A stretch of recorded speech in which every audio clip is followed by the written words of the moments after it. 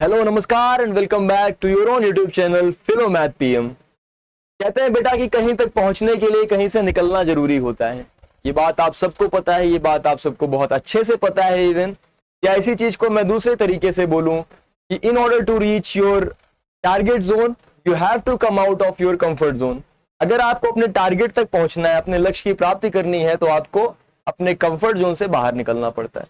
ये बात बेटा मैं इसलिए कह रहा हूं क्योंकि आप क्लास 10th आईसीएसई के बच्चे हैं। आपको पता है कि ये वन शॉट सीरीज हमारी चल रही है, और अगर अभी तक भी आप अपने कंफर्ट जोन में थे, अभी तक भी आप उस जोन में थे जहां पर आराम से चीजें आप कर रहे थे और आपको लग रहा था कि सब कुछ हो जाएगा, तो बेटा ये आपकी गलतफहमी है। अब आप उस चीज से बाहर निकलिए, क्योंकि बिना निकले, बिना चले हुए आप अपने टारगेट को अचीव नहीं कर सकते हैं। तो अब आपका काम क्या है कि अगर आपको अपना टारगेट चाहिए, आपने एक गोल सेट किया था ईयर के स्टार्टिंग में, जब आप क्लास 10th में आए तो आपने सोचा कि मैं 90% अचीव करूंगा, 95% अचीव करूंगी। तो अगर आपने ये अचीव करने का सोचा है बेटा और उसको आप चाह रहे हैं कि अभी भी आप पा लेंगे, तो उसके लिए आप कितना एफर्ट कर रहे हैं।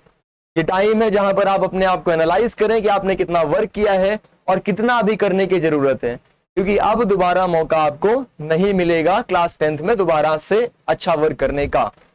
तो आज आपके पास एक बहुत अच्छी अपॉर्चुनिटी है कि अगर अभी तक भी आपने वर्क नहीं किया है बेटा, तो कर लीजिए शुरुआत। मैं बार बार कह रहा हूं, और आप ऑलरेडी बहुत लेट हो चुके हैं, अब लेट करेंगे तो दिक्कत होगी।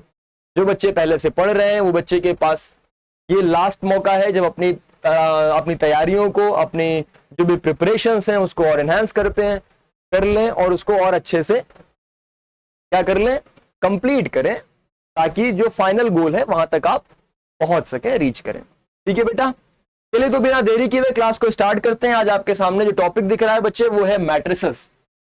मैट्रिसेस आप सभी को पता है कि एक बड़ा इजी सा टॉपिक होता है। 10th आईसीएसई के बच्चों को ये पढ़ने को मिलता है, 10th सीबीएसई वालों को नहीं मिलता। सौभाग्य है आपका। इंपॉर्टेंट इसलिए भी मैं बेटा बोल देता हूं इस चैप्टर को। हालांकि आपको लगता होगा कि सर आप तो हर एक चैप्टर को इंपॉर्टेंट बोलते हैं। बेटा हर एक चैप्टर की अपनी इंपॉर्टेंस है। अगर आप एक पढ़ने वाले बच्चे हैं, आप एक अच्छे बच्चे हैं, तो आपको पता है कि एक एक नंबर की इंपॉर्टेंस है। अगर एक एक नंबर की इंपॉर्टेंस है बेटा, हर चैप्टर इंपॉर्टेंस इसीलिए हो जाता है क्योंकि हर चैप्टर से आपको नंबर मिल रहा है। तो उसको इस वे में आप समझिए तो चीजें आपको समझ में आई। अब मैट्रिसेस कोई 9th में तो आपने पढ़ा नहीं है, 10th में पहली बार आप पढ़ रहे हैं, आपके लिए एकदम नया टॉपिक है। लेकिन हाँ, बहुत आसान सा टॉपिक है। सीबीएसई वालों के लिए लॉस क्या होता है बेटा कि यहाँ 10th में तो उनको नहीं मिलेगा पढ़ने को, जब वो जाएंगे क्लास 12th में। अब आप क्लास 12th में जाते हैं तो आपको मिलता है मैट्रिसेस। आईसीएसई का बच्चा जो आईएससी में जाता है 12th में, उसने पहले पढ़ रखा है, उनको आइडिया होता है, उनके लिए आसान होती है चीजें। सीबीएसई वालों के लिए थोड़ा सा डिफिकल्ट होता है क्योंकि उनको पता नहीं होता मैट्रिसेस एक्चुअल में है क्या। ठीक है, तो आप बड़े आराम से पढ़ेंगे, चैप्टर को बड़ा एंजॉय करेंगे। ये हर बच्चे को चैप्टर पसंद आएगा, अच्छा लगेगा। जिनकी मैथ्स वीक भी है उनको भी कोई दिक्कत नहीं है, चैप्टर को पढ़ने में मजा आएगा। बस आप पूरा वीडियो स्टार्टिंग टू एंड तक देखिए, एक एक कॉन्सेप्ट सीखिए। कोई दिक्कत होती है तो कमेंट सेक्शन में जाकर कमेंट करिए। इतना आपका काम है। कॉपी पेन लेके बेटा जल्दी से बैठ जाइए, स्टार्ट करिए। बिकॉज मैथ्स रटने से नहीं, मैथ्स करने से आती है। I always say. मैं थोड़ा सा आपको इंट्रो देता हूं बेटा, उसके बाद मैं ले चलता हूं चैप्टर के डिटेल में आपको। सबसे पहले कि जैसा कि नाम दिया गया है बेटा, हालांकि ये चैप्टर को बोलते हैं मैट्रिक्स। मैट्रिक्स का प्लूरल फॉर्म होता है जिसे आप मैट्रिसेस बोलते हैं। क्या होता है? मैट्रिक्स का ही बेटा प्लूरल फॉर्म होता है मैट्रिसेस। मैट्रिसेस के बारे में आप पढ़ रहे हैं। तो मैट्रिक्स क्या होता है बेटा? जब किसी नंबर को, मैं सिंपल टर्म्स में इसकी एक डेफिनेशन लिख रहा हूं, आप लोग ये मत सोचिएगा कि डेफिनेशन एग्जाम में आती है। डेफिनेशन बेटा केवल समझने के लिए, ठीक है। Arrangement of numbers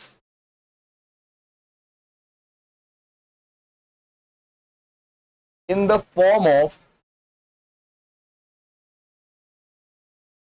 rose and columns.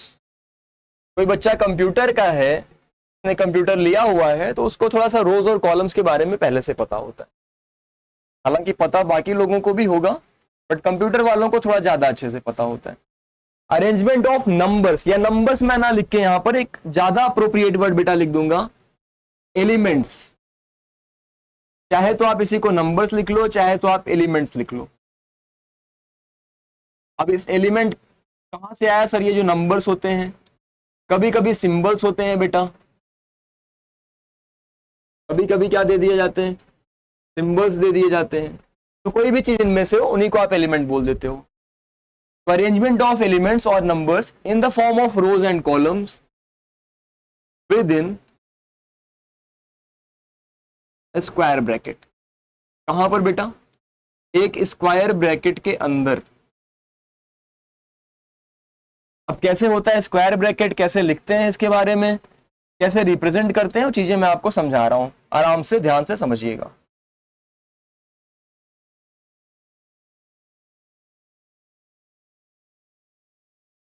यहां पर क्या किया मैंने बेटा, एक स्क्वायर ब्रैकेट लगाया दोनों साइड, मतलब एक स्क्वायर ब्रैकेट पूरा पूरा, और उसमें मैंने क्या किया, कुछ नंबर्स लिखे हुए 2 3 4 5। तो इसको हम बोल देंगे बेटा मैट्रिक्स। बहुत सिंपल से, आराम से समझिएगा, इसको हम क्या बोल देंगे, मैट्रिक्स। इसको रिप्रेजेंट करते हैं बेटा कैपिटल लेटर से। जैसे मान लो बोल दिया मैट्रिक्स ए, तो सर ये मैट्रिक्स ए, ठीक है, विजिबल है सबको, कोई दिक्कत नहीं। लाइट ज्यादा तो नहीं हो रही है, ऑफ करके देखते हैं। आई थिंक अब ज्यादा क्लियर, ठीक है। दूसरा बेटा क्या, सर आपने तो बोला सिंबल्स भी हो सकते हैं, कैसे सिंबल्स होंगे? अब लीजिए, अल्फा ले लिया, एक्स ले लिया, बीटा ले लिया, 4 ले लिया, अब तो सब कुछ मिल गया। नंबर भी हो गया, लेटर भी लेटर भी हो गया, और क्या हो गया, सिंबल्स भी हो गए। तो सारी चीजें यहां पर हम लोगों ने कंबाइन कर लिया। यानी बेटा जब कभी भी नंबर्स या सिंबल्स को स्क्वायर ब्रैकेट में रोज और कॉलम्स की फॉर्म में लिख दिया जाता है तो उसी को हम मैट्रिक्स बोलते हैं। सर रोज और कॉलम्स क्या हुआ, हर एक चीज बताएंगे। ये बेटा जो हॉरिजॉन्टली लिखी जाती है इनको हम रोज बोलते हैं, और ये जो वर्टिकल लिखा जाता है बेटा इनको हम कॉलम्स बोलते हैं, ठीक है। हॉरिजॉन्टल वाले को रोज बोलते हैं, वर्टिकल वाले को कॉलम बोलते हैं। ये सारी रोज होती हैं, जैसे यहां पर एक रो हो गई, यहां पर 2 रो हो गई। बेटा कॉलम पूछे तो 1 कॉलम हो गया और 2 कॉलम हो गया। समझ में आई बात? कोई दिक्कत? सर क्या ऐसे 2 2 का ही लिखा जाएगा? नहीं बेटा, अगर किसी ने लिख दिया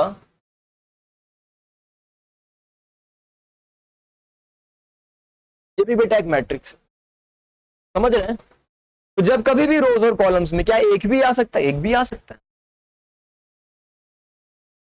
5 भी लिखा जा सकता है, ठीक है, कोई दिक्कत वाली बात नहीं है।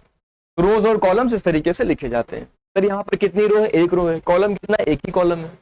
यहाँ पर कितनी रो है सर? 1 रो है। कॉलम कितना है बच्चे? 2 कॉलम है। बात समझ में आ रही है?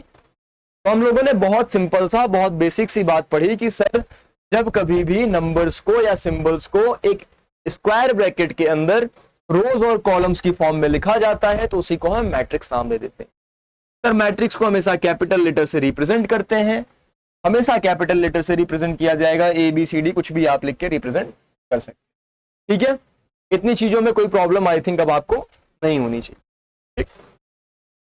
अब मैं बेटा आपको मैट्रिक्स के जनरल फॉर्म के बारे में बताता हूं, कैसे मैट्रिक्स का जनरल फॉर्म लिखा जाता है, कैसे रोज और कॉलम्स लिखी जाती हैं, क्या क्या टाइप्स होते हैं मैट्रिक्स के, उन सारी चीजों के बारे में मैं आपको बताता हूं। सबसे पहले तो बेटा ये जान लीजिए types of matrices.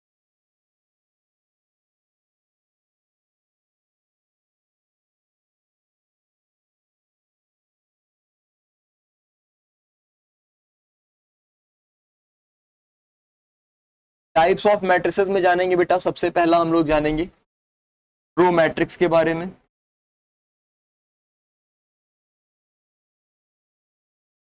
Not raw matrix, it's row matrix, यूज मत होइए। दूसरा बेटा जो हम लोग जानेंगे वो कॉलम मैट्रिक्स है।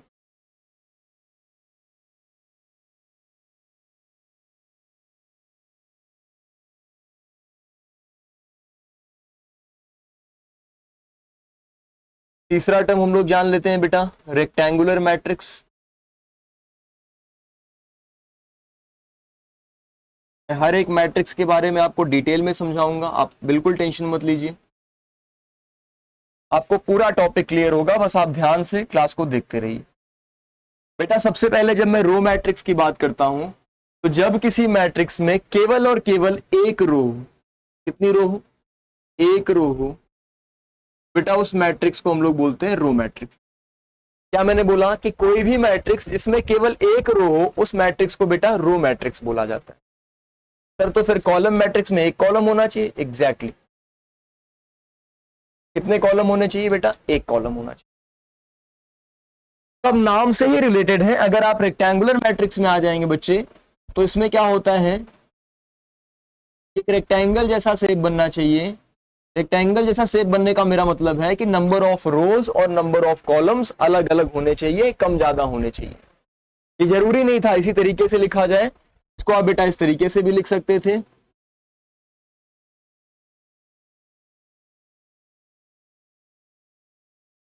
जहां पर नंबर ऑफ रोज और नंबर ऑफ कॉलम्स में डिफरेंस आ जाए। क्लियर बात? अब जो अगला हमारा आता है बेटा 4th नंबर पर स्क्वायर मैट्रिक्स, नाम से देख के समझ में आ गया। यहां पर नंबर ऑफ रोज और नंबर ऑफ कॉलम्स बेटा बराबर हो जाए। ऐसी कोई भी मैट्रिक्स जिसमें नंबर ऑफ रोज और नंबर ऑफ कॉलम्स बराबर होंगे उन मैट्रिक्स को हम लोग क्या बोल देते हैं? Square matrix. एग्जांपल के लिए सर 2 3 और एग्जांपल सर 3 2 1 0 5 -2 0 सारे नंबर्स हो सकते हैं, पॉजिटिव, नेगेटिव, फ्रैक्शन, डेसिमल सब हो सकते हैं। ठीक है। और मैट्रिसेस, चलिए फिर आता है बेटा आपका डायगोनल मैट्रिक्स। कैसा मैट्रिक्स? डायगोनल। डायगोनल तो आप सबने सुना होगा ना। इसके लिए बेटा एक खास बात ध्यान रखनी होती है कि कोई भी मैट्रिक्स जो स्क्वायर मैट्रिक्स हो, क्या हो? पहली चीज तो स्क्वायर मैट्रिक्स हो, और दूसरी बात इसके डायगोनल वाले एलिमेंट को छोड़ के बाकी सारे एलिमेंट जीरो हो जाए। क्या हो जाए? डायगोनल वाले एलिमेंट को छोड़ के बाकी सारे एलिमेंट जीरो हो जाए।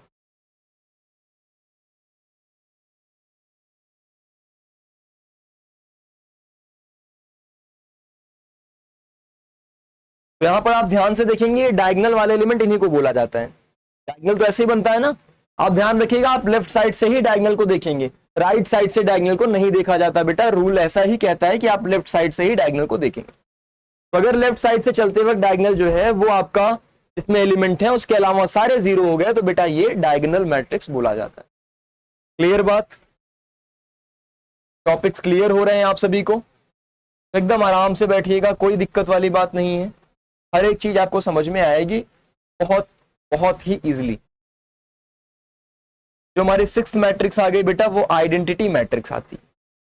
आइडेंटिटी तो बड़ी इंपॉर्टेंट होती है हर किसी की। आइडेंटिटी मैट्रिक्स बेटा क्या होता है कि जब डायगोनल वाले एलिमेंट्स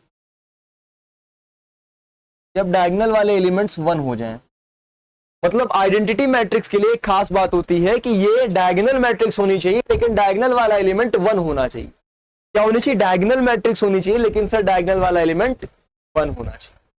क्लियर बात बेटा? कोई कंफ्यूजन नहीं? आपको क्या क्या समझ में आ गया कि सर स्क्वायर मैट्रिक्स, पहली बात तो रोज और कॉलम्स बराबर। सर स्क्वायर अगर होगा तो डायगोनल हो सकता है। क्यों?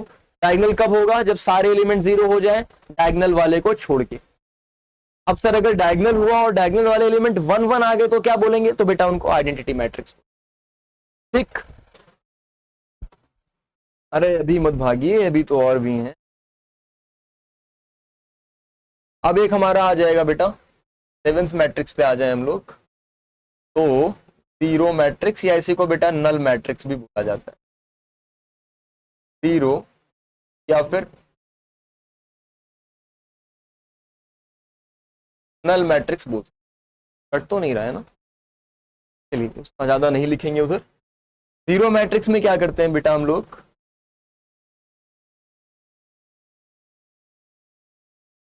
सारे एलिमेंट को जीरो रख देते हैं, और खास बात ये होती है कि ये आपका एक स्क्वायर मैट्रिक्स होता है। तो आपको बस इतनी सी बात ध्यान रखनी है कि अगर सारे एलिमेंट जीरो हो गए तो जीरो मैट्रिक्स हो गया। क्या आपके दिमाग में अभी भी कोई कंफ्यूजन आ रही है? कौन सा मैट्रिक्स है, कैसे पहचानेंगे? अब तो क्लियर है बेटा। एक स्क्रीनशॉट लेना चाहे तो आप जल्दी से ले सकते हैं। हर एक मैट्रिक्स को मैंने यहां पर एक एक एग्जांपल के साथ लिख दिया है। डेफिनेशन लिखने की अब कोई जरूरत नहीं है बेटा, आपको कोई डेफिनेशन नहीं पूछी जाती है, आपने पढ़ा हुआ है। मैं आपको रिकैप करा रहा हूं एक ही वीडियो लेक्चर में, तो इसलिए आप एग्जांपल से चीजों को जल्दी से समझ लेंगे। तो आपके लिए समझ में भी आ जाएगा और करना भी आसान होगा। क्लियर बात? आगे बढ़ा जाए। अब बात करते हैं कुछ छोटे मोटे टर्म्स की और कैसे इनको रिप्रेजेंट करते हैं, कुछ इनमें नाम क्या क्या होते हैं। एक टर्म आता है बेटा ऑर्डर ऑफ द मैट्रिक्स। क्या आता है बेटा?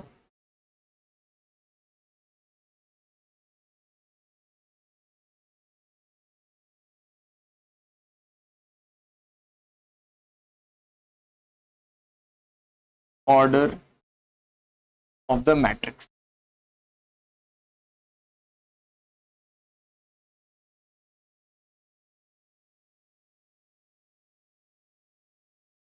ये बेटा मैंने आपके सामने एक मैट्रिक्स लिखा, मैंने इसको नाम दिया मैट्रिक्स ए। अब मैंने आपसे पूछा कि बेटा बताओ ऑर्डर ऑफ द मैट्रिक्स क्या होता है। तो आपने कहा sir order of the matrix का मतलब होता है नंबर ऑफ रोज इनटू बेटा number of columns. Number of rose into number of columns का मतलब हुआ कितनी रोज है यहां पर, आप ध्यान से बताएंगे। सर एक रो ये हो गई, दूसरी रो ये हो गई, दो ही रोज है ना, तो नंबर ऑफ रोज की जगह क्या लिखेंगे? कॉलम कितने हैं बेटा, ध्यान से देखेंगे, 1 2 3, कितने हो गए? इसका ऑर्डर क्या हो गया बेटा? 2 इंटू 3, या इसी को रीड किया जाता है 2 क्रॉस 3। कैसे पढ़ते हैं? मैंने आपसे कहा कि मैट्रिक्स ए का ऑर्डर बताइए, तो आप क्या बोलोगे? Sir 2 cross 3। 2 क्रॉस 3 का मतलब क्या हुआ कि सर 2 रो है 3 कॉलम है। बात क्लियर हुई? अच्छे से समझ में आ गया इसका मतलब क्या हुआ, कैसे रिप्रेजेंट कर रहे हैं? ऑर्डर ऑफ द मैट्रिक्स समझ में आया? Sir number of row into number of columns.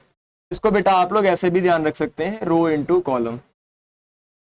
RC, RC की बहुत फुल फॉर्म बना सकते हैं, रामचंद्र, ऐसे बहुत सारे बना सकते हैं, जो भी आपको सुटेबल लगे बेटा। तो रोज इंटू कॉलम्स, ठीक है। ऑर्डर ऑफ द मैट्रिक्स समझ गए। जनरल फॉर्म आपको क्या दे दिया जाता है? सर जनरल फॉर्म दिया जाता है A I J. Matrix A is equals to बेटा ऐसे लिखा होगा ए I J, with in a bracket अगर मैं लिखूं इनको, ठीक। तो आप कहोगे सर इससे कैसे बनाएंगे मैट्रिक्स, यहां पर क्या क्या चीजें हो सकती हैं? तो बेटा आई जे की वैल्यू आप पुट करते जाओगे और आपको मैट्रिक्स मिलता जाएगा।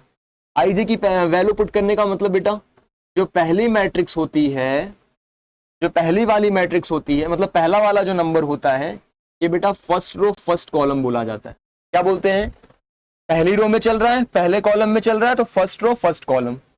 दूसरा वाला बेटा सेकेंड, सॉरी फर्स्ट रो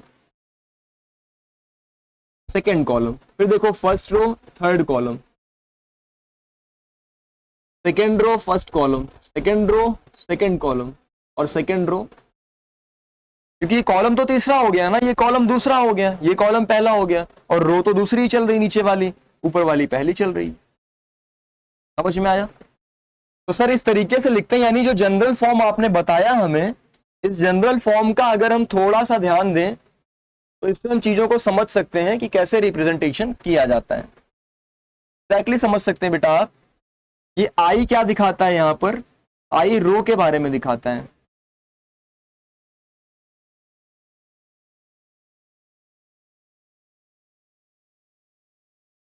कौन सी नंबर की रो होगी? जे क्या दिखाएगा बेटा यहां पर?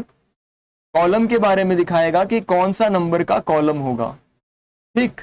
जैसे ये एक मैट्रिक्स आपके सामने बनी है, अगर मैं पूछूं कि बच्चे बताइए इसमें सेकेंड रो थर्ड कॉलम में कौन सा एलिमेंट है, आप मुझे बताएंगे A23 क्या होगा?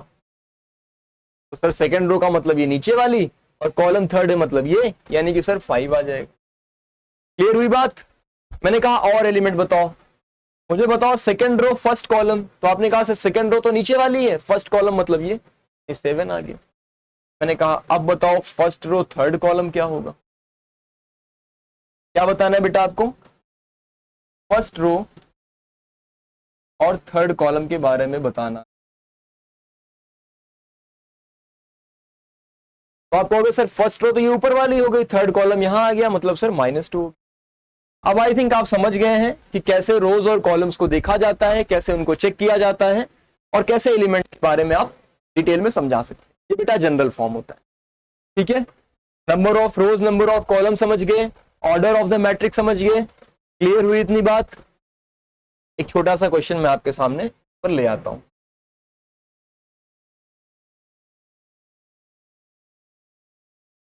आपसे बोला गया बेटा कि कंस्ट्रक्ट 2x2 मैट्रिक्स। क्या बोला है? 2 इंटू 2, यानी कि ये बेटा क्या है? रो, और ये बच्चे क्या है? कॉलम। क्या है?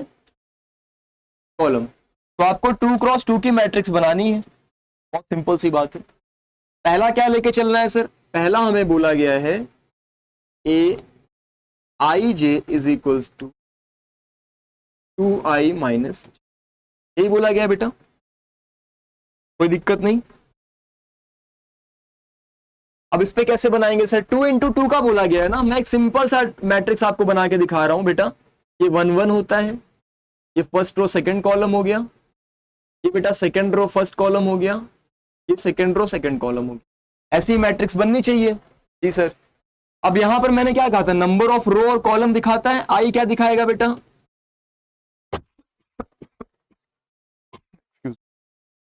रो के बारे में। ये क्या दिखाएगा बेटा? कॉलम के बारे में। तो सर अगर हमें फर्स्ट रो फर्स्ट कॉलम चाहिए तो हमें यहां पर फर्स्ट रो की जगह 1, फर्स्ट कॉलम की जगह 1, A11 रखना पड़ेगा। सर अगर मैंने I की जगह 1 रखा तो J की जगह 1 रखा तो मुझे यहां भी रखना पड़ेगा। 2 इंटू 1 माइनस 1। बताइए बेटा 2 माइनस 1 कितना हो गया? यानी सर ये जो हम मैट्रिक्स बना रहे थे तो पहला एलिमेंट हमें मिल गया 1। ठीक है सर, अब दूसरा निकालते हैं। A1 2 यानी फर्स्ट रो सेकंड कॉलम। तो बेटा I की जगह क्या रखेंगे? हमने क्या रखा यहां पर? 1। देखो I की जगह 1, तो आप भी 1 रख दो। J की जगह क्या रखना है सर? 2 रखना है। 2 इंटू 1 यानी 2 माइनस 2 बेटा 0। एकदम डिटेल में मैं समझा रहा हूं, एकदम 0 लेवल से समझ, कोई टेंशन लेने वाली आपको बात नहीं। बेटा बताइए सेकेंड रो फर्स्ट कॉलम यही है। सेकेंड रो फर्स्ट कॉलम का मतलब सर I की जगह पे 2 रख दीजिए, कॉलम की जगह पे 1 रख दीजिए। 4 माइनस 1 सर 3 आ जाएगा। बहुत प्रेम से आपने बता दिया, हमने लिख लिया। अब सर आ जाइए सेकेंड रो सेकेंड कॉलम पे। दोनों जगह सर 2 2 रखना है, तो 2 इंटू 2 माइनस 2। बेटा 4 माइनस 2 तो 2 ही होता है ना। बन गया आपका मैट्रिक्स। समझ गए? क्या यही मैट्रिक्स ए थी? बिल्कुल थी। क्लियर हुई बात? एक काम आपका हो गया। बहुत आसान था सर ये तो, ऐसे ही बेटा आसान होते हैं। दूसरा वाला आ जाइए। ए आई जे बेटा बोला गया है आपको आई इंटू, अब मैं कह रहा हूं कि 2 इंटू 2 का बनाना है, मतलब बेटा यही काम करना है और कुछ नहीं करना है। मतलब सर 1 और 1 रख लेते हैं, 1 आ जाएगा। 1 इंटू 1 करोगे तो सर 1 और 2 निकालना है, तो 1 इंटू 2 रख लो बेटा, 2 आ जाएगा। सर 2 और 1 निकालना है, तो 2 इंटू 1 रख लो बेटा, 2 आ जाएगा। क्या कर रहा हूं? जो यहां पर लिख रहा हूं आई और जे की वैल्यू, वही यहां पर भी आती जा रही, इसमें भी। क्यों लिख रहा हूं आई और जे की वैल्यू? क्योंकि हमें 1 1 चाहिए, 1 2 चाहिए, 2 1, यानी आई जे की वैल्यू तो पता है हमें। कहां से पता चला? यहां से। 2 इंटू 2 का बनाना था, मतलब इस तरीके से बनाना चाहिए। फिर बेटा ए 2 इंटू 2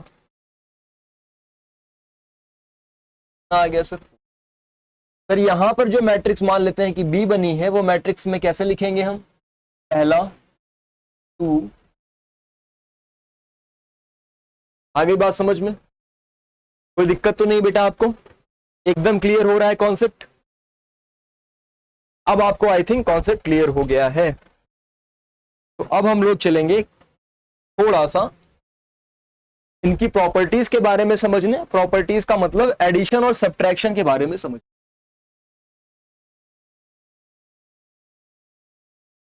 बेटा मैं आपको सिखाने चल रहा हूं अब एडिशन और subtraction of matrices.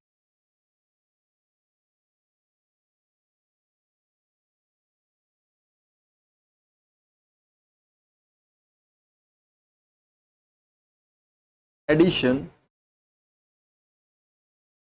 And subtraction of matrices, जोड़ना और घटाना।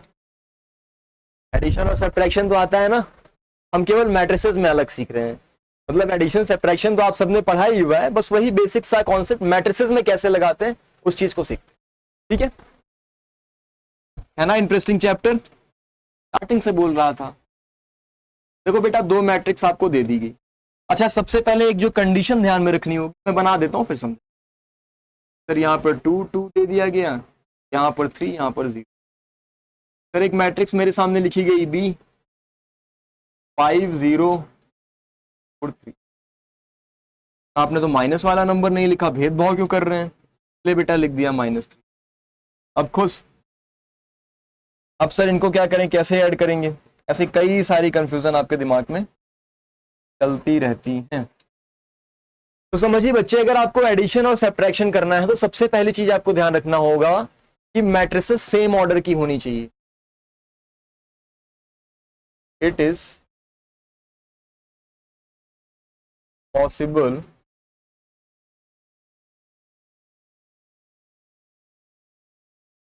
For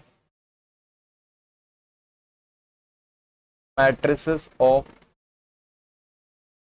same order.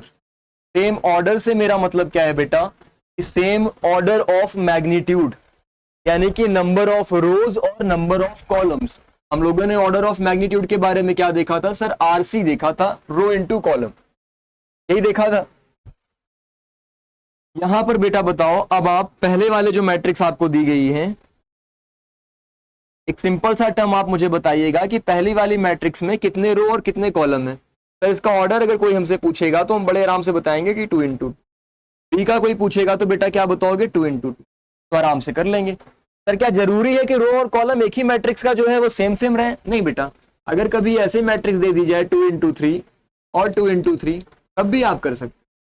ये 3 इंटू 1 दे दिया जाए, ये 3 इंटू 1 दे दिया जाए, तब भी आप कर सकते हो। लेकिन अगर ये 1 इंटू 3 दे दिया जाता, तब बेटा आप नहीं कर पाते इसके साथ।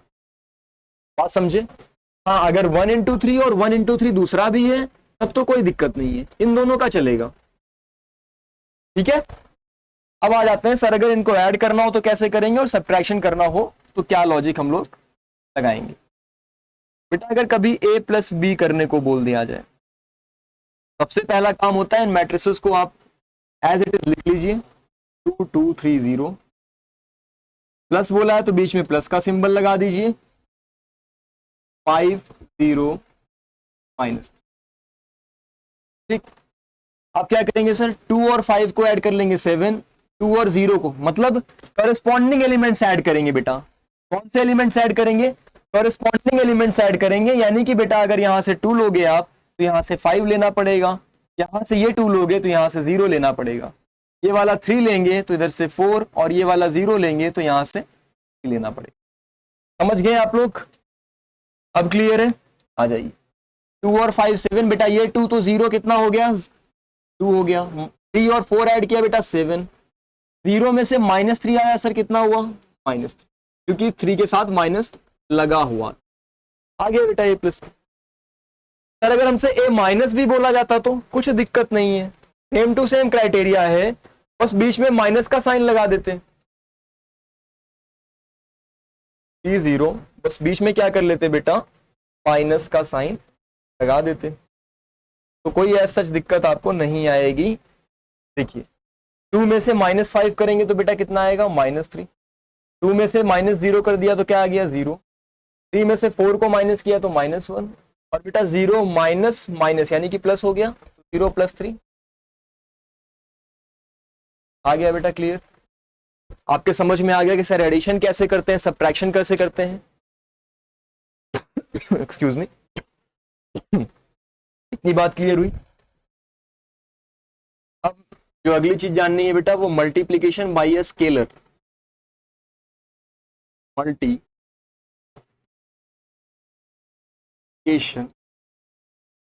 बाय अ स्केलर क्वांटिटी, चाहे तो इसको आप एक नंबर लिख लो। स्केलर क्वांटिटी बोल दो, चाहे तो कोई नंबर बोल लो बेटा, नंबर भी बोल सकते। इसका क्या मतलब हुआ? इसका मतलब हुआ बेटा कि अगर कोई मैट्रिक्स ए दी गई है आपको, 2 3,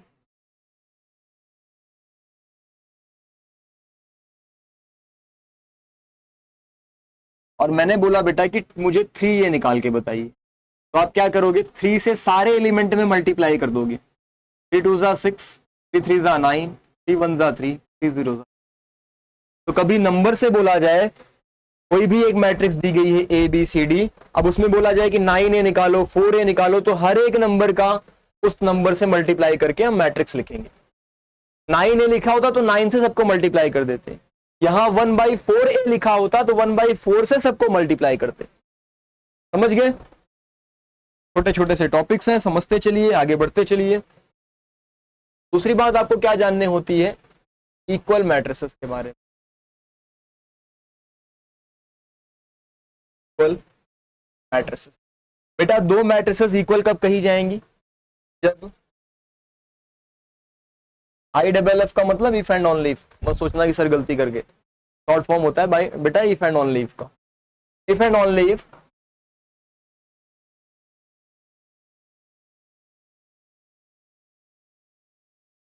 corresponding elements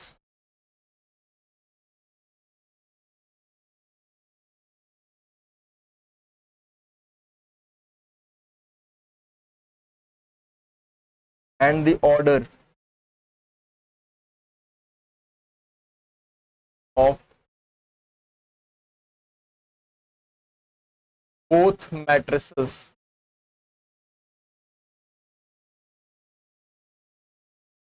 are equal। बेटा दो मैट्रिसेस इक्वल तब कही जाएंगी जब उनके, पहली बात क्या देखना है कि उनका ऑर्डर इक्वल होना चाहिए। अगर उनका ऑर्डर इक्वल हो गया तो उनके सारे कोरिस्पॉन्डिंग एलिमेंट्स इक्वल होने चाहिए, तब वो इक्वल मैट्रिक्स बोली जाती है। ये क्या बात कह दी मैंने बेटा, मैंने ये कहा कि अगर मैट्रिक्स ए 2 3 4 7 दिया गया, तो मैट्रिक्स बी अगर कोई दे दिया और बोला कि बताओ ये इक्वल है कि नहीं है, तो यहां पर जो जो एलिमेंट्स लिखे थे वही वही एलिमेंट्स होंगे बेटा, तब ये जाके इक्वल मैट्रिक्स कहलाएंगी। यानी अब आप लिख सकते हो कि A इक्वल्स टू बी है, क्योंकि ऑर्डर सेम था, 2 × 2 के दोनों थे, और दोनों में नंबर ऑफ एलिमेंट्स जो थे वो सारे सारे बराबर आ रहे हैं, दोनों के कॉरेस्पॉन्डिंग एलिमेंट सेम आ रहे हैं। यानी क्या चेक करना था, ऑर्डर ऑफ मैग्नीट्यूड सेम है सर, कॉरेस्पॉन्डिंग एलिमेंट्स सेम है सर, यानी कि इक्वल मैट्रिक्स हो। इक्वल मैट्रिक्स पर क्वेश्चन कैसे पूछा जाएगा बेटा, मान लो मैंने इसको हटा दिया, मैंने यहां पर लिख दिया x, अब मैंने ये दे दिया कि a और b बराबर है, मुझे बताओ कि x की वैल्यू क्या होगी। तो अब ये तो बच्चा बच्चा जानता है ना कि इक्वल है मतलब कॉरेस्पॉन्डिंग एलिमेंट्स बराबर होंगे। x की वैल्यू क्या आ जाएगी बेटा, 7। ये तो धोखा किया था आपने, 7 हटाया था, आपके सामने ही तो हटाया ना बेटा, अब तो समझ सकते हैं। मजा आ रही है ना, ऐसा लग रहा है इस चैप्टर में है क्या, कुछ नहीं है। आइए बेटा वहां भी ले चलेंगे। अगर किसी को ओवर कॉन्फिडेंस हो जा रहा है कि सर इस चैप्टर में तो कुछ नहीं है, आराम से कर लेंगे, उस लेवल का भी क्वेश्चन आएगा जहां पे दिमाग लगाना पड़ेगा। और किसी को डर लग रहा है तो उनके लिए आसान भी रखना है। मतलब आपको एक लेवल होता है ना, जमीन पे रहना है, आपको हवा में भी नहीं उड़ना है, समझ रहे हैं? मतलब वो ओवर कॉन्फिडेंस नहीं होना है, हवा में उड़िए, उड़ान भरिए, लाइफ अपनी सक्सेसफुल बनाइए, लेकिन ओवर कॉन्फिडेंस नाम की चीज खराब होती है, वो नहीं रखना है बेटा। कॉन्फिडेंस होना चाहिए, सेल्फ कॉन्फिडेंस आपका बहुत जरूरी होता है, ठीक है। आ जाइए, अब जो हम लोगों ने अभी सीखा इस पर क्वेश्चन आ गया। क्या बोला है, find the values of x y a and b if this this this this this. मतलब बेटा क्या बोल दिया, यहाँ तो इक्वल मैट्रिक्स बोला गया है, इक्वल मैट्रिक्स का मतलब सर करेस्पॉन्डिंग एलिमेंट्स इक्वल होंगे। यानी एक चीज तो मुझे दिख गई कि x+2 जो है सर वो -5 के बराबर होगा, मुझे x बताने की जरूरत नहीं थी, तो सर -5 -2 अपने आप बड़े आराम से मिल गया -6। किसको तकलीफ है ऐसा क्वेश्चन करने में, बताइए किस बच्चे को, किस प्राणी को ऐसा क्वेश्चन करने में तकलीफ है। सर एक काम तो हो गया, दूसरा आसान था, आपको दिख रहा है सर ये भी आसानी से बड़ी निकल जा रहा है, निकल रहा है आसानी से सर, बहुत आसानी से निकल रहा है सर। इसमें तो 5z = 20 माइनस में दिया गया है, z की वैल्यू तो बड़े प्रेम से निकाल लेंगे कि -20/5, तो सर -4 आ गया, कोई दिक्कत वाली बात नहीं। लेकिन सर हमारे साथ एक प्रॉब्लम है, अब इसके साथ है कि 6 और y² + y में रिलेशन ढूंढना पड़ेगा, ये बन जाएगा सर एक क्वाड्रेटिक इक्वेशन। कोई दिक्कत नहीं बेटा, क्वाड्रेटिक इक्वेशन से क्यों भागना। y² + y बेटा किसके बराबर हुआ, 6 के बराबर, यानी y² + y माइनस में 6 = 0। काफी बच्चे क्वाड्रेटिक देखे, उनको डर लग गया, पसीना छूट जाता है, जाने दीजिए, छोड़ देते हैं, और नंबर गया पानी में। वाई स्क्वायर, बेटा वाई की जगह पे हम क्या लिख सकते हैं, 3y minus 2y। Factorisation, factorisation आपने किया है, आपको आता है, ठीक है, और आपने फैक्टराइज कर लिया है कि sir y into y plus 3 ये हो जाएगा। माइनस में सर 2 कॉमन निकाल लिए, y प्लस 3 यहां पर भी आ जाएगा, इक्वल्स टू y माइनस 2,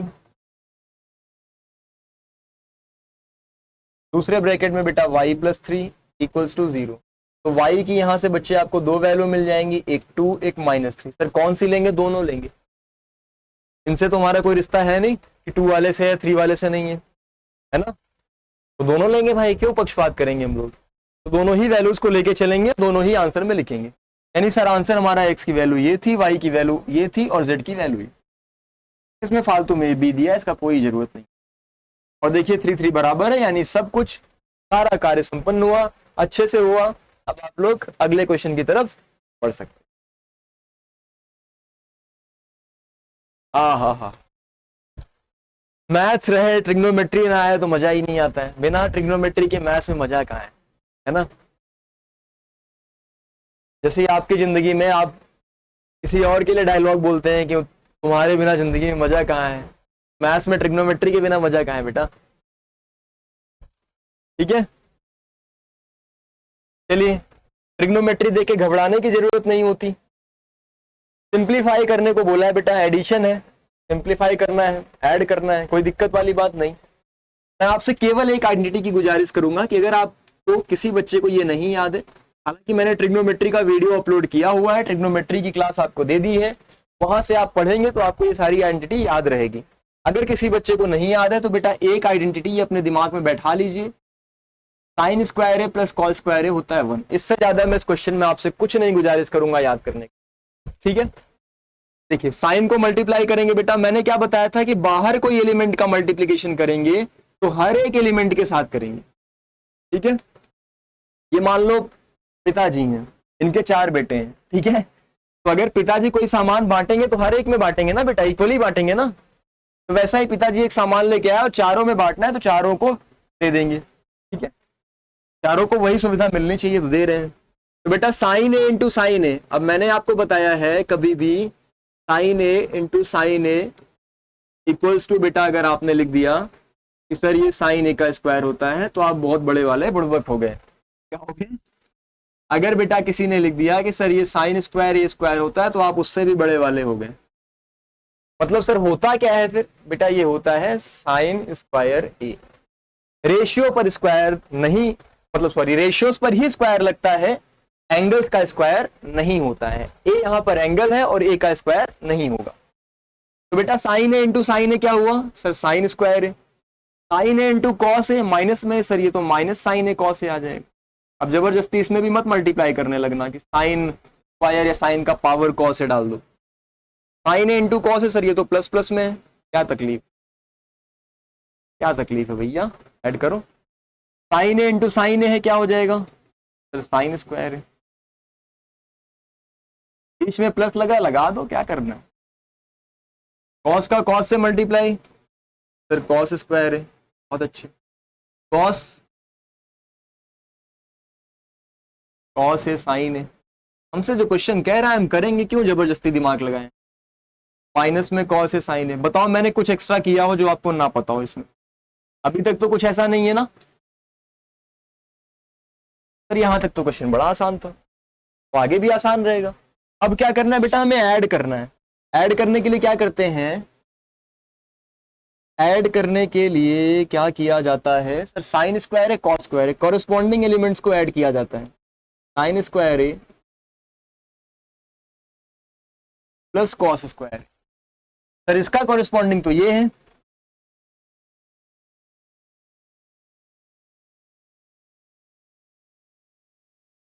इधर साइन ए कॉस ए था बेटा, उधर करोगे तो प्लस में साइन ए कॉस ए है।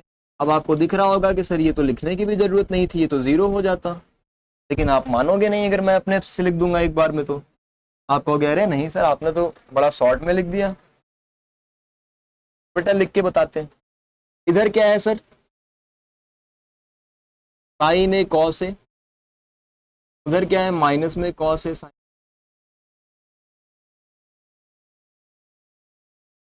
फिर क्या बचा, फिर तो स्क्वायर वाला आ गया, साइन स्क्वायर है। अब क्या किया जाए, अरे भैया महान विद्वान लोगों, ये साइन है कॉस है प्लस में, ये माइनस में कट जाएगा, ये माइनस में ये प्लस में कट जाएगा, कोई तकलीफ नहीं है, होनी भी नहीं चाहिए। बेटा ये साइन स्क्वायर है प्लस कॉस स्क्वायर है, क्या बोला था याद कर लो, 1। ये क्या हो गया सर, कट गया, 0 आ गया, ये क्या हुआ, 0 आ गया, साइन स्क्वायर है कॉस स्क्वायर है 1। ये तो बड़ा आसान सा छोटा सा आंसर आ गया, 4 क्लियर है। ऐसे ही छोटे छोटे से आंसर आते जाएंगे, आप अपना दिमाग थोड़ा सा, छोटा सा दिमाग थोड़ा सा लगाते चलिए। क्लियर हो रहा है ना सभी को कॉन्सेप्ट। चलिए बेटा थोड़ा सा जल्दी जल्दी से हम लोग आगे बढ़ते चलेंगे। एक मैट्रिक्स ए है, बी है, सी है, आपसे बोला sir a plus 2x equals to 2b plus c, find the matrix x। क्या बात कर रहे हैं, हमसे तो a प्लस 2x बोला गया है। ये बेटा मैं इधर a प्लस 2x लिख रहा हूँ, मैट्रिक्स ए मुझे बताएंगे, 2 है, -6 है, 2 है, 0 है।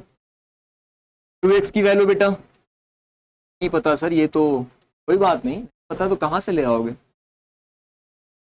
2b का मतलब सर -3, 2, 4 और 0। तो c का मतलब भी दिया गया है हमें,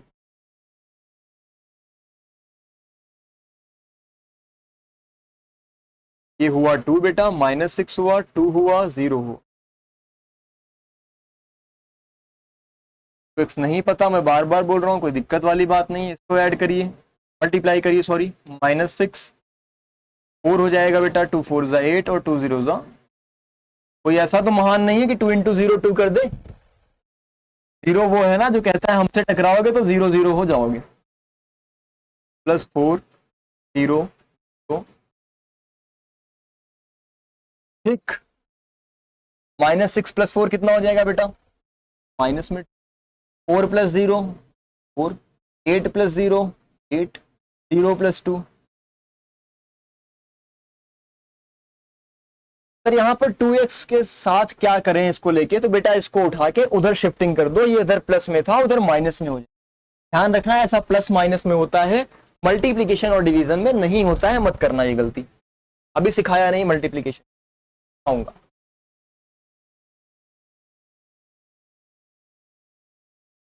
बताइए इसको माइनस करेंगे तो क्या आ जाएगा बच्चे, सर -2 तो -4 हो जाएगा, 4 और +6 हो जाएगा सर, ये 10 हो जाएगा, 8 और -2 सर ये 6 हो जाएगा, 2 और -0 तो बेटा ये 2 हो जाएगा। क्या हो जाएगा, मजेदार था, बहुत मजेदार था। अब मुझे बताएंगे बेटा आप कि सर x की वैल्यू अगर निकालनी हो, मुझे तो 2x की वैल्यू मिल चुकी है, तो बेटा x की वैल्यू निकालनी है तो 2 को इधर भेज दीजिए, तो डिवाइड में आ जाएगा ना, -4 10 6, सर इसके साथ तो मल्टीप्लाई में जाएगा, ठीक है। -4 × 1/2 कर लो, किसी बच्चे को नहीं पता है भैया, -4 × 1/2 तो ऐसे ही करोगे ना, -2 ही तो आएगा, आएगा ना, तो वही चीज मैं डायरेक्ट लिखने चल रहा हूं आपको। सर यहाँ पर -2 आ जाएगा, यहाँ पर 5 आ जाएगा, यहाँ पर 3 आ जाएगा और यहाँ पर 1 आ जाएगा, खत्म सब। इतना सा था बेटा क्वेश्चन, एडिशन सब्ट्रैक्शन आ रहा है, अब क्लियर हो रहा है ना। अब ये क्वेश्चन ए बी आ गया यहाँ पर, अब मजा आएगी थोड़ा सा। अब मजा क्यों आएगी, इसके पहले कॉन्सेप्ट सिखाते हैं, नहीं तो सजा आ जाएगी। कॉन्सेप्ट क्या है, कॉन्सेप्ट क्या है, कॉन्सेप्ट है बेटा मल्टीप्लिकेशन। मल्टीप्लिकेशन तो बता दिए थे, अरे भैया अभी पूरा लिखने तो दो। मल्टीप्लिकेशन ऑफ 2 मैट्रिसेस, अब आया मजा। क्या मैंने बोला कि 2 मैट्रिसेस का आपस में मल्टीप्लिकेशन कर दें। अभी तो हम नंबर को मैट्रिक्स में मल्टीप्लाई कर रहे थे, 2a निकाल रहे थे, 3a निकाल रहे थे, 5b निकाल रहे थे। अब क्या करेंगे, मैट्रिक्स को ही मैट्रिक्स से लड़ा देंगे, मल्टीप्लाई कर देंगे। कैसे कर देंगे सर? एक मैट्रिक्स आपने लिखा A, 5 4, बहुत अच्छा। अब बेटा मैंने एक मैट्रिक्स लिखा B, ठीक है। अरे 2 और 2 बार बार लिख रहे हैं, चलो कोई नंबर चेंज कर दिया, 7 कर दिया। तो बेटा मैंने आपके सामने 2 मैट्रिक्स लिखा है। मैं कह रहा हूं कि मुझे निकाल के बताइए कि सर ए बी क्या हो, ए बी निकालना। प्यारे बच्चों एक सिंपल सी बात समझिएगा, प्यारे दे रहे हैं ना बेटा, एक सिंपल सी बात समझना कि अगर कभी भी 2 मैट्रिक्स का मल्टीप्लिकेशन करना है, अगर कभी भी 2 मैट्रिक्स का मल्टीप्लिकेशन करना है बेटा, तो वो तभी पॉसिबल होता है, पॉसिबल यानी a इंटू बी तभी पॉसिबल है only if the number of column first, या फिर यहां पर तो मैंने a लिखा हुआ है तो मैं a लिख देता हूं, इज इक्वल्स टू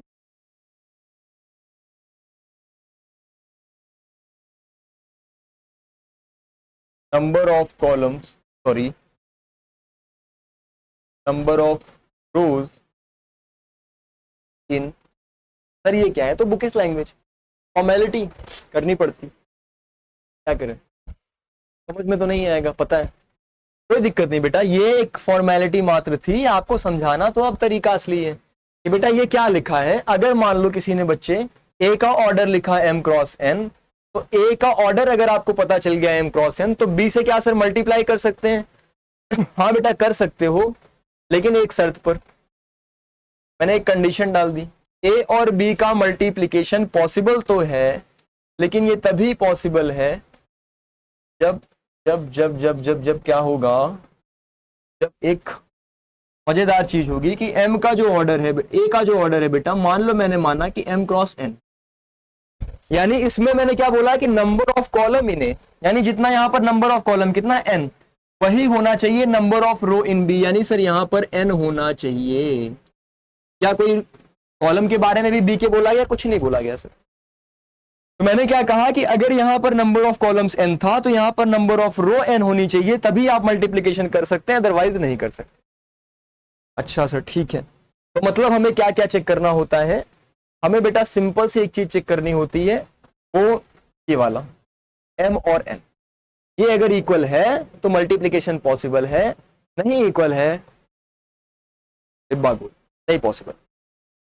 ठीक है, रंग बिरंगी पेन है, बढ़िया बढ़िया सब यूज कर करके, शायद आपको दिख भी नहीं रहा होगा, थोड़ा थोड़ा दिख रहा है बस बहुत। ये बेटा m इंटू पी क्या बताता है? ये ऑर्डर,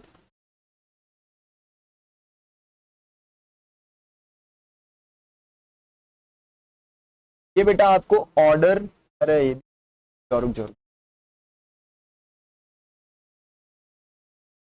नीचे वाला आपको ऑर्डर ऑफ प्रोडक्ट, प्रोडक्ट का ऑर्डर देता है। प्रोडक्ट का ऑर्डर देने का मतलब क्या हुआ सर? यानी कि अगर ये मैंने कहा प्रोडक्ट का ऑर्डर देता है, तो जो ए बी आएगा इसका ऑर्डर क्या होगा सर? m into P. हो गई भविष्यवाणी। ए और बी को मल्टीप्लाई करना था सर, ए और बी का ऑर्डर हमें पता चला, हमने बिना मल्टीप्लाई किए ए बी का ऑर्डर बता दिया, बाबा बन गए हम, है ना? आसान था। तो ये ट्रिक आप भी सीख लीजिए, ये आप भी फॉर्मूला जान लीजिए, आप भी बन जाएंगे। कोई अंधविश्वास की जरूरत नहीं है, मतलब मेरे सुपरस्टिशन में आने की कोई जरूरत नहीं है। तो बेटा आपको समझ में आ गया कि ए और बी से अगर आपको ए बी निकालना है, तो सिंपल सा तरीका होता है कि सर पहले का नंबर ऑफ रो इंटू दूसरे का नंबर ऑफ कॉलम। सर ये बात देखने में तो बड़ी अच्छी लग रही है, कैसे इसको क्वेश्चन में करेंगे, कैसे इसको इंप्लीमेंट करेंगे, आइए सिखाता हूं। बेटा ए का ऑर्डर बताइए क्या है, जल्दी से बताइए। सर 2 इंटू 2 है। बी का ऑर्डर बताओ बेटा क्या है? सर 2 रो तो दिख रही है, एक कॉलम दिख रहा है। वाह गधों, सब में हाँ हाँ कर दोगे। एक रो है, दो कॉलम है भैया, एक ही तो रो है, कॉलम कितना है, दो ही कॉलम है। क्लियर हुआ? तो सर ये तो बात समझ में आ गई। अब मुझे बताना था ए बी। सर जो ए बी आ रहा था, आपने क्या बताया कि पहले का रो दूसरे का कॉलम, टू टू है। अच्छा उससे पहले ये चेक कर लेना। सर ये तो मल्टीप्लीकेशन ही नहीं पॉसिबल है। बस बस यही तो आपको पकड़ना था, इसीलिए मैंने यहां पर एक ऐसी मैट्रिक्स लिखी थी ताकि आप कंफ्यूज हो। आपको यहां पर यही गलती करने के लिए मजबूर करना था, आपने कर दिया, और जिस बच्चे ने नहीं किया उस बच्चे को कॉन्सेप्ट अब समझ में आ गया। अरे भाई साहब इतनी देर से यही चीज आपको बता रहा हूं और आप लोग वही गलती कर रहे हो। बेटा ए और बी तो पॉसिबल ही नहीं होता इसमें, ठीक है। तो अब आपको क्या करना पड़ेगा, सर इसमें बी का ऑर्डर तो हमारे पास कुछ और होना चाहिए। हाँ क्या होना चाहिए,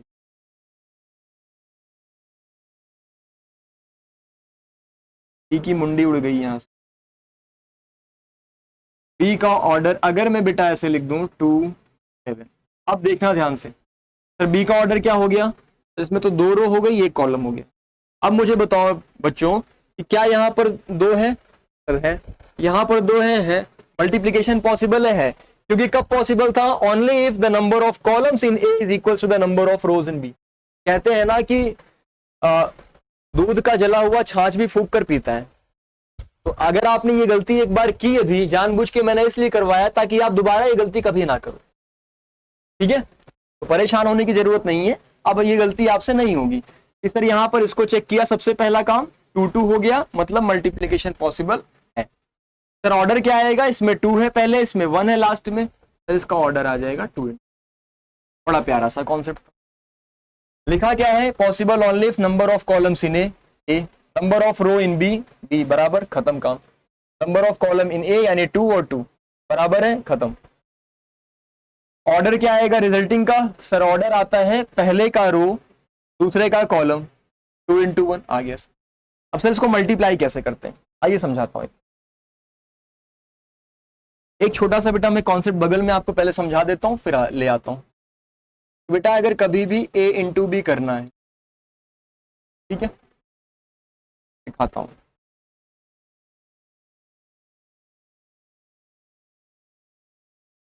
मान लो मैंने ऑर्डर यहां पर, चलो मैट्रिक्स का लिख रखा है, ए लिख दिया बेटा 5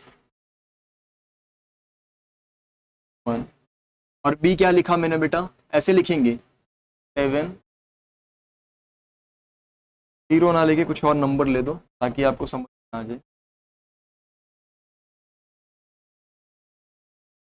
2 ही ले, ठीक है। अब बेटा मुझे ए बी का मल्टीप्लीकेशन करना है, क्या करना है, ए बी का मल्टीप्लीकेशन करना है। तो आप हमेशा ध्यान रखेंगे कि ए बी का मल्टीप्लीकेशन कैसे होगा। बेटा 5 को 7 से मल्टीप्लाई करेंगे, 3 को 2 से मल्टीप्लाई करेंगे। फर्स्ट रो फर्स्ट कॉलम, पहले फर्स्ट रो पकड़ते हैं, फर्स्ट कॉलम यहां से पकड़ते हैं, पहला एलिमेंट पहले एलिमेंट से, दूसरा एलिमेंट दूसरे एलिमेंट से, और प्लस करके लिखते हैं। क्या करके लिखते हैं, प्लस करके लिखते हैं। सर 3 इंटू, पहला रो खत्म हो गया बेटा, तुरंत दूसरे रो पे आ जाओ। जैसे यहां से दूसरी रो पकड़ोगे वैसे ही यहां पे दूसरी रो में आ जाओ। तो क्या करना होगा सर, 2 इंटू 7, फिर से वही, प्लस 1 इंटू, क्या आ गया बेटा, 5 into 7 35, 3 into 2 6, 2 into 7 14, 1 into 2 2।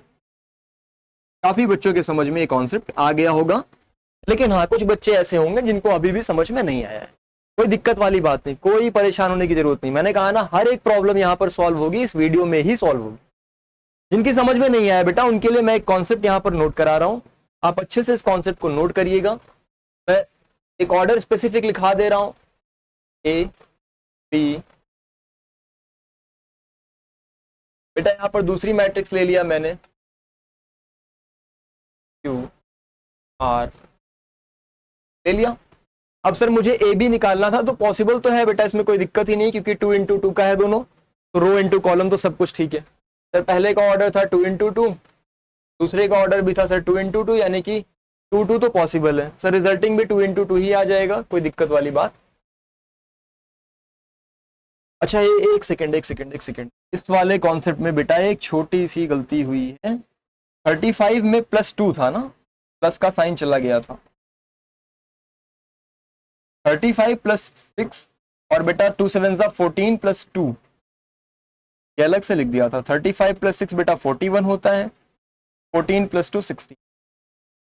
Extremely sorry, ये चीज मिस कर गया मेरा दिमाग यहाँ पर। तो आपने क्या किया, इसको ऐड कर लिया, आराम से लिख दिया। यानी सर ये चीज तो हमें पहले से पता थी कि ए का ऑर्डर 2 × 2 था, बी का ऑर्डर बेटा क्या था, 2 रो 1 कॉलम।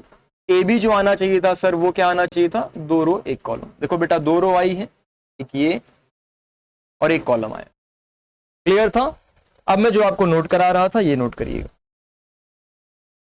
कि सर अगर मुझे ए बी निकालना है तो क्या करेंगे। सबसे पहला काम होता है बेटा, इधर से फर्स्ट रो पकड़िए, इधर से फर्स्ट कॉलम पकड़िए।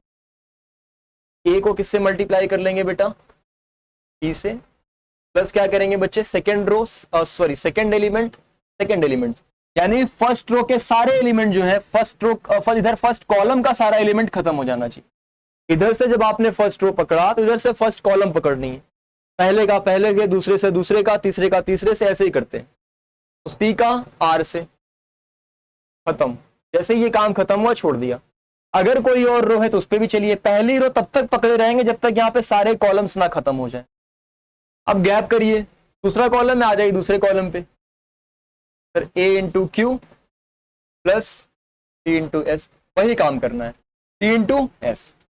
अब सर कॉलम खत्म हो गए तो बेटा दूसरे रो पे आ जाओ। जैसे दूसरा रो पकड़ा फिर वही पहला कॉलम फिर दूसरा कॉलम, तो पहला कॉलम पे आ जाओ, वही तरीका है, B × P, फिर बेटा D का R से करेंगे। बीच में क्या लगाते हैं, बीच में हमेशा प्लस लगाएंगे। इधर गैप किया, सर B × Q करना पड़ेगा, अब तो समझ में आ रहा होगा आपको। सर D का S से हो जाएगा, बीच में क्या प्लस। बस बेटा यही काम आप कर देंगे तो आपका हमेशा सही होगा। जिन बच्चों को समझ में नहीं आया था वो स्पेसिफिक रूल ये ध्यान रखिएगा, ऐसे मल्टीप्लाई किया जाता है। आपको कभी भी क्वेश्चन करने में गलती नहीं होगी, हमेशा आपके क्वेश्चन सही होंगे। क्लियर है? अब तो समझ में आ गया। अब मैं जो क्वेश्चन करा रहा था उस पर आ जाए। बेटा ये ए बी करके दिखाओ मुझे।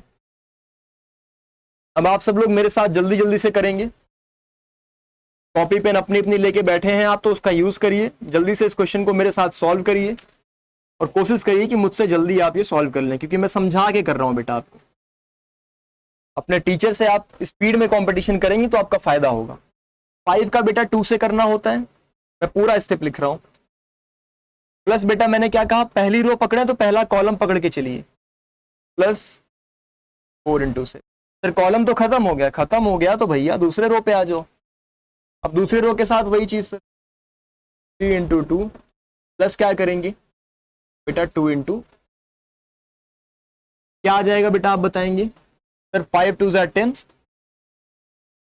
प्लस सर 7 और 4 28 आ जाएगा। इधर से बेटा 6 आ जाएगा प्लस 7 × 2 = 40। कोई दिक्कत तो नहीं, ऐड करने में कोई समस्या। 10 + 28 बेटा 38 होता है, 14 + 6 20 होता है। आ गया, प्यारा सा कॉन्सेप्ट था, सिंपल था। सभी के कॉन्सेप्ट क्लियर हुआ, किसी को कोई कंफ्यूजन तो नहीं। चलिए फिर आगे बढ़ते हैं अगले क्वेश्चन की तरफ। अब आप मल्टीप्लिकेशन कर सकते हैं। अब इस क्वेश्चन में मल्टीप्लिकेशन, एडिशन और सब्ट्रैक्शन, देखो मल्टीप्लिकेशन, एडिशन, सब्ट्रैक्शन सब कुछ मिक्स, इसीलिए एक अच्छा सा क्वेश्चन। सबसे पहले आप बेटा हर एक पार्ट को सॉल्व कर लीजिए इंडिविजुअली, उसके बाद आप रखा करिए तो ज्यादा बेहतर होता है। हालांकि आप कंबाइंड भी करेंगे तो उसमें कोई नंबर नहीं कटता। जैसे बेटा आपसे पूछा गया ए बी, पहले आप चेक कर लो क्या ए बी कर सकते हैं। सर ए का ऑर्डर तो सर 2 × 2 का है। बी का ऑर्डर तो सर जैसे अभी आप करा रहे थे 2 रो 1 कॉलम है, कोई दिक्कत नहीं। ए बी क्या आना चाहिए बेटा, आपको ये भी पता चल गया कि सर 2 × 1 आना चाहिए, 2 × 1 कर लो बेटा। सर 3 है, माइनस में 2 है, माइनस में 1 है,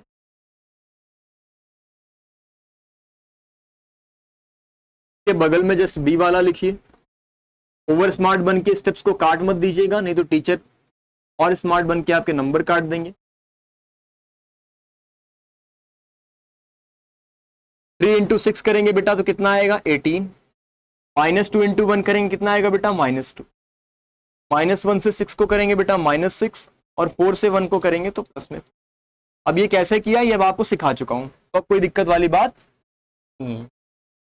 18 - 2 16 और -6 + 4 कितना हुआ बेटा माइनस में आ गया पहला काम। सर इसमें 2c बोला गया है 2c भी निकाल लो बेटा, 2 इंटू ये सब आपको स्टेप्स दिखाने पड़ेंगे। ठीक है सर माइनस में 4 है 5 है, कर लो भैया क्या आ जाएगा 2 इंटू -4 कर लेंगे तो सर -8 आ जाएगा और 2 5 10 होता है। क्या दिक्कत हुई एक स्टेप करने में। सर इसके बाद बोला गया 4d निकाल दे भैया 4d भी निकाल दो। डी कहाँ है डी डी डी डी 2 और 2 क्या आ जाएगा बेटा 8 और 8। वाह डबलेट चल रहा है। ठीक है अब सर हमसे बोला गया है कि हमें आप निकाल के बताओ कि AB + 2C - 4D क्या रह गया इस सवाल में। As simple as it can be. AB की वैल्यू बेटा क्या आई है 16 और -2। अब देखो सबका ऑर्डर सेम हो गया तो एडिशन सब्ट्रैक्शन कर सकते हैं कोई दिक्कत वाली बात नहीं है। -8, 10 जिस ऑर्डर में सिखा रहा हूं बेटा इसी सीक्वेंस में इसी ऑर्डर में करिएगा कोई गलती नहीं होगी ज्यादा आपकी और नंबर्स भी आपके सारे सारे मिल जाएंगे कोई दिक्कत। बेटा 16 अब आप चाहो तो इसको एक जगह पे लिख लो 16 प्लस में अच्छा प्लस माइनस तो माइनस हो जाएगा बेटा फिर इधर -8 16 -8 फिर -8 बेटा इसमें क्या हुआ -2 है प्लस में 10 है सर और फिर इधर माइनस में ये आया बेटा। बताइए बच्चे क्या आ गया तो 16 -16 हो जाएगा ये -8 0 हो गया सर -2 -8 -10 हुआ -10 + 10 कितना हो गया बेटा 0। ये क्या हो गई आपकी एक जीरो मैट्रिक्स। क्या हो गई बेटा जीरो मैट्रिक्स। जीरो मैट्रिक्स को किससे रिप्रेजेंट करते हैं। अच्छा जो आप लोगों ने लिखा हुआ है रिप्रेजेंटेशन जब मैं आपको सिखा रहा था तो कुछ छोटी सी एक दो चीज यहाँ पे और ऐड कर लेंगे तो आपके लिए थोड़ा आसान हो जाएगा। बेटा आइडेंटिटी मैट्रिक्स को हमेशा कैपिटल I से डिनोट करते और जीरो मैट्रिक्स को हमेशा O से डिनोट करते। ठीक है तो ये छोटी सी चीज अपने दिमाग में आप रखिएगा। क्लियर बात। इसका एक स्क्रीनशॉट ले लो कंप्लीट तो आपके लिए अच्छा है।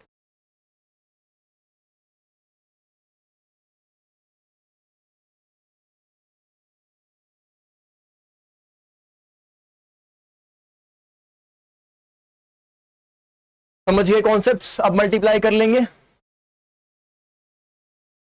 ये भी मल्टीप्लाई वाला क्वेश्चन है बेटा बताओ 2 का x से होगा सर 2x हो गया 3x × 1 किया बेटा सर 3x हुआ y का 2 से करेंगे बेटा 2y हो गया और 4y का 1 से किया तो 4y। बड़ा आसान सा मल्टीप्लिकेशन दे दिया इन्होंने। सर इक्वालिटी लगाया है इन्होंने। क्या हो गया इक्वालिटी लगाया है इक्वालिटी होनी ही चाहिए। 2x + 3x कितना हुआ बेटा 5x 5x की वैल्यू बच्चे 5 तो सर x की वैल्यू 1। क्या सवाल है। 2 + 4y 6y हो गया तो 6y की वैल्यू उन्होंने 12 दे रखी है। अब y निकालना कौन सा रॉकेट साइंस है। हमेशा अपने आंसर को हाईलाइट कर दीजिए चाहे डबल लाइन ड्रॉ कर दीजिए जैसे मैं करता हूं चाहे बॉक्स बना दीजिए चाहे कोई शेप बना दीजिए या फिर थोड़ा सा डार्क लिख लीजिए तो आप हाईलाइट करके लिखेंगे तो आपका आंसर चेक करने में आसानी होती है। ठीक है बहुत आसान सवाल था सर ये तो। कुछ अच्छा सा सवाल लाया जाए आपके लिए। आइए अच्छा सा सवाल बेटा ml नहीं है ये mi है mi लिखा गया। सर ये क्या है a² ये तो आपने निकालना सिखाया ही नहीं लेकिन a² तो हम निकाल लेंगे 2 का स्क्वायर 4 कर देंगे 1 का स्क्वायर 1 कर देंगे 7 का 49 कर देंगे। बस बेटा यही गलती आप करते हैं यही आप कर रहे हैं। ऐसी कोई गलती मत करिएगा बच्चे। जब कभी भी किसी मैट्रिक्स का स्क्वायर निकालना होता है तो आपका तरीका ये होना चाहिए a × a। डायरेक्ट स्क्वायरिंग आप नहीं करते हैं वो गलत होती है। 2 0 -1 से फिर वही चीज लिख दीजिए 0 -1। ठीक अब इसको मल्टीप्लाई करिए बेटा 2 × 2 = 4 0 का -1 से ठीक है, 2 का 2 से 4, 0 का -1 से -1 नहीं बेटा, माइनस में 0 हो जाएगा। फर्स्ट रो फर्स्ट कॉलम हो गया, फर्स्ट रो को सेकंड कॉलम से करिए बेटा, 2 इंटू 0 0, 0 इंटू 7 0, माइनस कर लो प्लस कर लो, 0 का 0 ही। -1 इंटू 2 कितना हुआ बच्चे, -2 सर, और 7 इंटू -1 सर, माइनस में, -1 का 0 हो गया, 7 7 का 14। माइनस होता है कि प्लस होता है सर, प्लस करके लिखो, प्लस करके लिखते हो तो भैया यहाँ भी प्लस करके लिखो। मैंने क्या लिखा, 2 2 जा 4, 4 और प्लस 0 लिख लो, -0 लिख लो, कोई फर्क नहीं। -1 का 2 से किया, इधर वाले पे देखो तो -2 और इधर -7, एज इट इज लिख दिया। सर -1 का 0 से किया तो 0 आया था और 7 का तो 0 आ गया। ये है ठीक,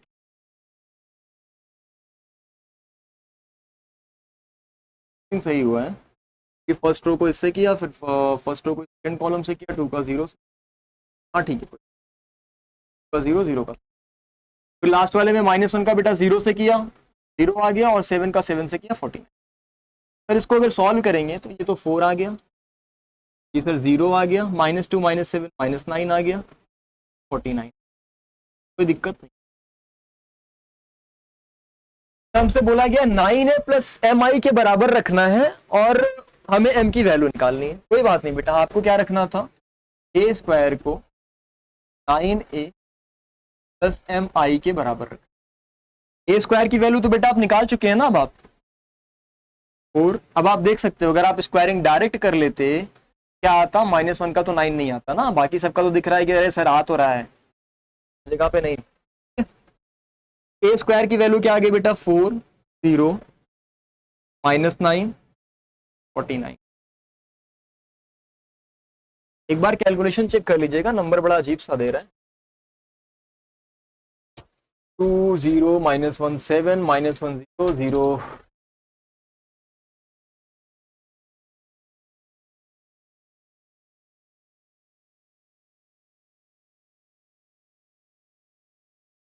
ठीक है बेटा सही है, कोई दिक्कत नहीं, कोई दिक्कत नहीं। इक्वल्स टू बेटा 9a करना है, 9 फिर a की वैल्यू कितनी है, a की वैल्यू कितनी है बेटा, 0 -1, प्लस में बच्चे m करना है, और i ऑलरेडी आपको दिया गया है, नहीं भी दिया होता तो जिस ऑर्डर की रिक्वायरमेंट होती है उस ऑर्डर का आप आइडेंटिटी मैट्रिक्स मान सकते हैं, चाहे तो 2 इंटू 2 का, चाहे तो 3 इंटू 3 का, क्योंकि आइडेंटिटी मैट्रिक्स स्क्वायर होना चाहिए, तो यही दो कंडीशन आपके पास है मानने लायक। m इंटू आई बेटा 1 0 0 1, ठीक। तो बच्चे आप मल्टीप्लाई करेंगे तो 18 आ जाएगा, 0 आ जाएगा, ये माइनस में 9 आ जाएगा, और ये 9 7 का,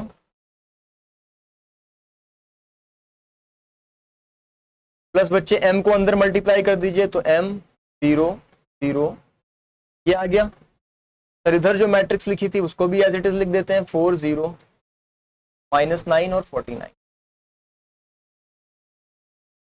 अब बेटा जरा इधर ये वाली मैट्रिक्स इधर प्लस में, इधर भेजेंगे तो माइनस में जाएगी, जाएगी ना, भेज दीजिए। सर ये तो 4 -18 हो जाएगा, 0 तो 0 ही रह जाएगा, -9 सर इधर जाएगा, ये 9 तो +9 बन जाएगा, और सर ये 49 में से 63 को माइनस कर, ये कहां से आया बेटा, मैंने इस वाली मैट्रिक्स को उठा के उधर भेजा, तो बेटा ये जो प्लस में है उधर जाके माइनस हो जाए।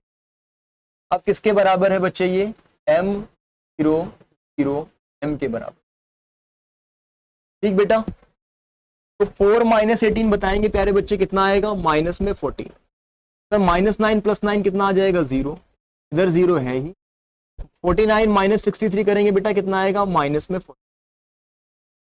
कंफर्मेशन भी मिल गई, क्वेश्चन सही है कि गलत, क्योंकि बेटा m की वैल्यू दो जगह आ रही है, दोनों जगह सेम है, तो इसलिए हमारा काम आसान हो गया कि सर इसमें तो आंसर बड़ी आसानी से मुझे पता चल गया, m की वैल्यू है -14।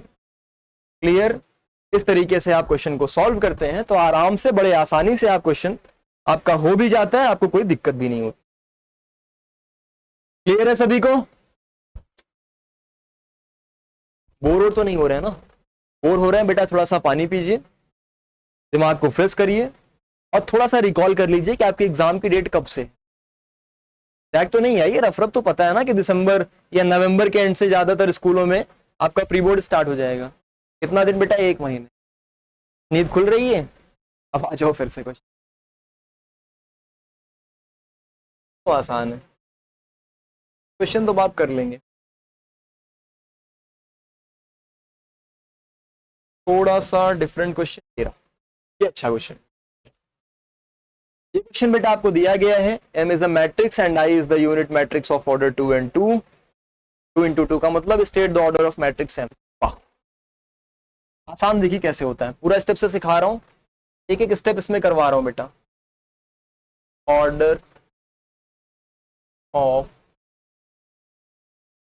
मैट्रिक्स M, 3 नंबर का सवाल आया, 1 नंबर इसी पे मिल जाएगा आपको।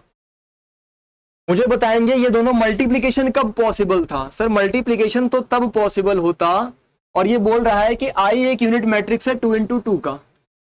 सर 2 into 2 आ रहा है, इधर 2 into 2 है, पर कट तो नहीं रहा है, कट रहा है, कट रहा है। इधर बच्चे 2 into 2 है और 2 into 2 आ भी रहा है, यानी सर M का क्या रखा जाए? अरे भाई जब सब 2 में चल रहा है तो उसको भी 2 में डाल दो ना, क्या दिक्कत? क्यों रखा सर? यहां पर 2 था तो यहां 2 रखना कंपलसरी था, अभी मल्टीप्लीकेशन हो पाता, बिल्कुल। और सर ऑर्डर जो हमारा आता है वो इसके बिहाफ पे आता है, तो ये तो 2 into 2 होना चाहिए था, तभी ये आता, बात ही खत्म। ऑर्डर ऑफ मैट्रिक्स क्या हो गया सर? 2 into 2 मिल गया बेटा 1 नंबर, जस्ट मनाओ। अब दूसरा काम है, पहला हो गया, मैट्रिक्स M निकालना है, चलिए निकालते हैं, क्या ही करना है, खाली खाली बैठ के क्या करेंगे, निकाल लेते हैं। मैट्रिक्स M निकालना है बेटा, जैसे कि आपको लिखा गया है कि 4 है, 2 है, -1 है, 1, और यहां पर M नहीं दिया गया है, कोई बात नहीं, कोई गिला शिकवा नहीं। लेकिन जब आपको ये बात पता चल गई M मैट्रिक्स का ऑर्डर क्या है, तो बेटा कुछ मान लेना A B, करना आसान हो जाता, ठीक। इक्वल्स 2 में सर हमको पता है कि 6I है, I 2 into 2 का मैट्रिक्स है सर, यानी 1 0 0 1 हो जाए, ठीक है, क्लियर बात। यहां से बेटा इसको सॉल्व करेंगे तो 6 0 0 6 आ जाएगा, में भी कोई समस्या आपको नहीं होनी चाहिए।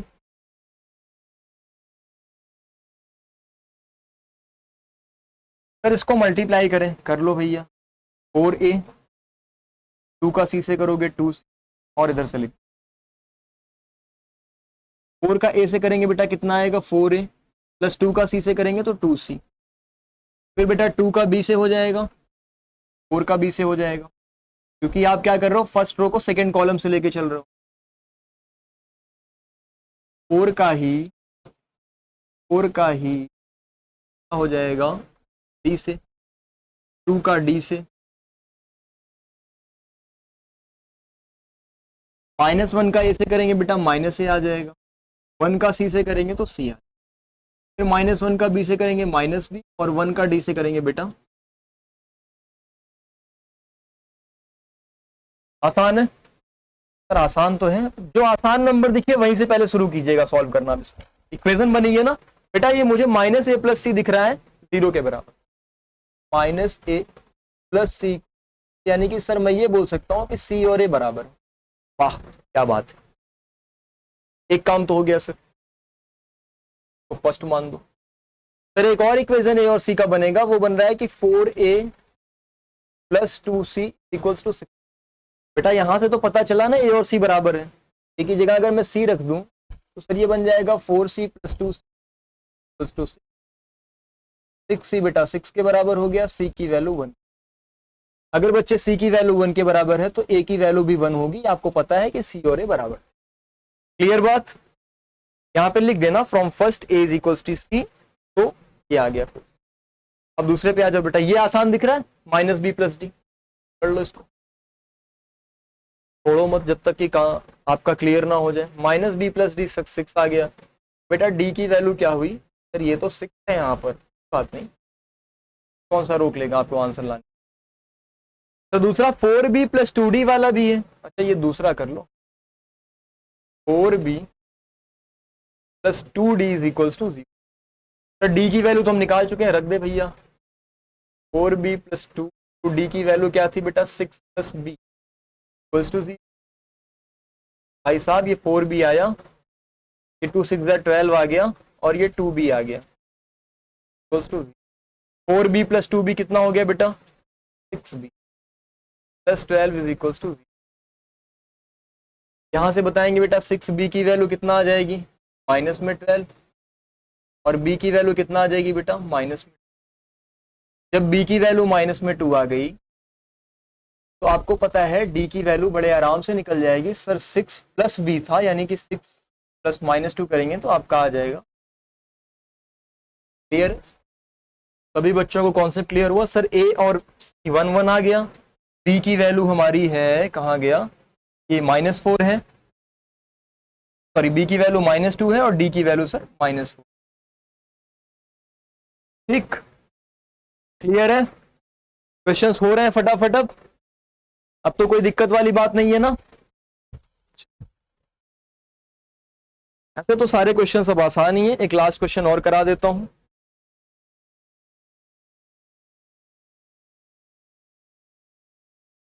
करिए बेटा, इससे ज्यादा लेवल के क्वेश्चन आते नहीं हैं, जैसे ही आसान क्वेश्चंस रहते हैं। आपका कॉन्सेप्ट क्लियर होगा तो आप बड़े प्रेम से कर लोगे। साइन कॉस का एक बड़ा फेवरेट क्वेश्चन है, कई बार एग्जामिनर पूछता है, वो मैंने करा दिया आपको। ए स्क्वायर वाले टर्म पूछते हैं, ए बी पूछता है, बी ये पूछता है, वो भी करा दिया। ये जो भी लास्ट क्वेश्चन करा जिसमें ऑर्डर पूछा था, ऐसे क्वेश्चन भी पूछे जाते हैं, ये भी करा दिया है आपको। अब ये एक्स वाई वाले भी देख लीजिए, कोई दिक्कत लग रही हो आपको। फिर ए स्क्वायर पूछा है, छोटे से क्वेश्चन है, हाँ बेटा ऐसे ही आता है एग्जाम में, छोटा छोटा। अपने मन से तो नहीं करा रहा हूं, क्योंकि मैं चाह रहा हूं कि आपका पीवाईक्यूज ही लगवाऊं ज्यादातर, तो ज्यादातर प्रीवियस ईयर आए हुए सवाल ही हैं। 2 3 1 2 ए इंटू ए, फिर बेटा 2 3 1 2। अब इनको बेटा आप मल्टीप्लाई करेंगे, 2 2 ज़ा 4, 3 3 ज़ा, अच्छा 2 2 ज़ा 4 किया तो 3 का 1 से। फिर बेटा इधर से आप करेंगे तो 2 3 ज़ा 6 और 3 2 ज़ा 6। फिर सेकेंड रो पकड़ेंगे, फर्स्ट कॉलम 1 इंटू 2 2 हो जाएगा, और 2 इंटू 1 2। फिर सेकेंड रो सेकेंड कॉलम, तो 1 इंटू 3 3 हुआ, और 2 इंटू 2 हुआ। बेटा सिली मिस्टेक्स नहीं करना है, कैलकुलेशन में गलती नहीं करना है, गलत एलिमेंट्स नहीं चूज करने, तो आपका आंसर गलत नहीं। 4 + 3 7 आ गया, 6 + 6 12 आ गया, 2 + 2 4 आ गया, और 3 + 4 7 आ गया। अरे स्क्वायर तो आ गया। अब इन्होंने बोला एक्स ए प्लस वाई आई के बराबर है, चलो रखते हैं, जो बोल दिया इन्होंने सब कर लेंगे, नहीं जा रहा है। ए स्क्वायर का मतलब बेटा ये निकाल चुके हैं आप, 7 4 12 7 7 4 12 एक्स। ए की वैल्यू क्या है बेटा, 2 3 1 2,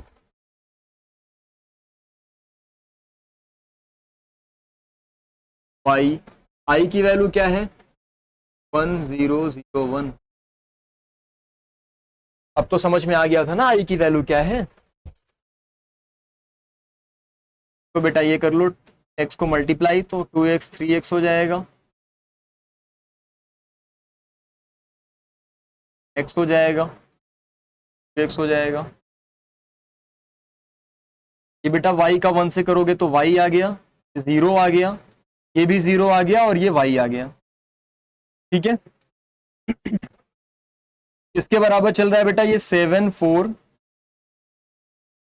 12 और 7 के बराबर चल।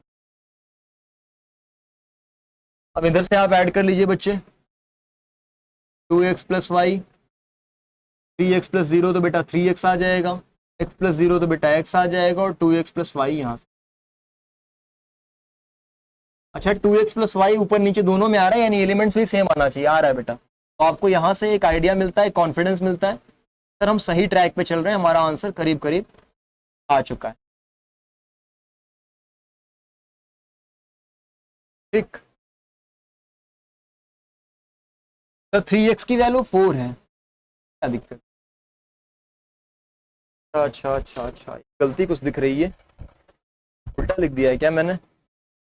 12 4, हाँ हाँ, एक गलती दिखी है बेटा, यहाँ पर लिखने में उल्टा हुआ है।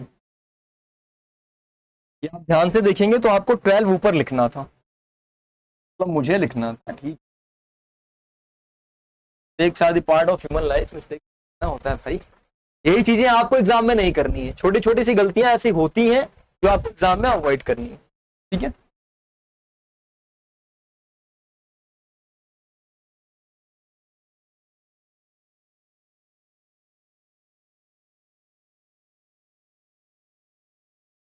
तो बेटा अब आपको 3x के सामने क्या दिखा? अच्छा, वो भी देखने की जरूरत ही नहीं है, क्यों देखें?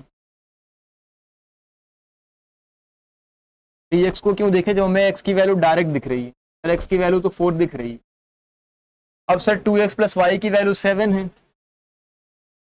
2x प्लस वाई की वैल्यू 7 है, 2 इंटू एक्स रखो बेटा 8 आ जाएगा, plus y is equals to 7।